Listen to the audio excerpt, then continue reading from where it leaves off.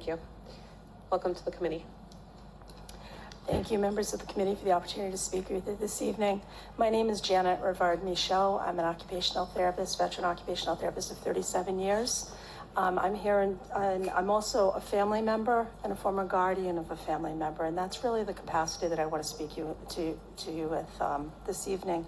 I am in support of this bill, strongly in support of it. As a family member and a guardian, you go through a period of real decision making when you're looking at a long-term placement for your family member. My uncle had some very challenging behaviors. He was a wonderful man, not someone who could live in the household with my 2-year-old. So when his sister passed away, we had to look at placement. We, unlike you, had a phenomenal experience with the facility that he was in for 12 years, where his caregiving was so good that they had really become an extended part of his family. And for that, we'll always be grateful. I think this bill of allowing a monitor in place voluntarily has a number of benefits. The first is that there's an opportunity to see the extraordinary caregiving that goes on in addition to the things that are more challenging at times, right? So we have people working in these facilities who are understaffed, remarkably underpaid for what they do. And yet, at least in our case, provided an incredibly loving, patient, and kind environment for my uncle in the last years of his life. And I'm grateful for that. I always will be.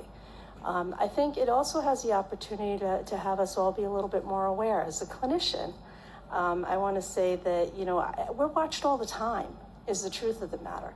Our clients watch us, their family members watch us, their roommates watch us, our colleagues watch us. So I understand that it could be a little bit daunting having a device kind of monitoring us in that time period, but it really is the reality of what we do. And as clinicians, we have the responsibility to behave in the same way whether we're watched or not. So I think that's another aspect of this that I think is important. It gives a clear impression. The third part is, depending on the type of device that's being used, there's an opportunity to have an interaction with your family member that maybe you can't get there, but you can have that conversation. And maybe I, as someone who knew my uncle's particular behaviors, could coach a CNA or a nurse to say, you know what, try it this way. It might work better for you. Because lots of folks who are in long-term care facilities have a lot of challenges. Some of them are completely intact cognitively. They can tell you everything they need to tell you.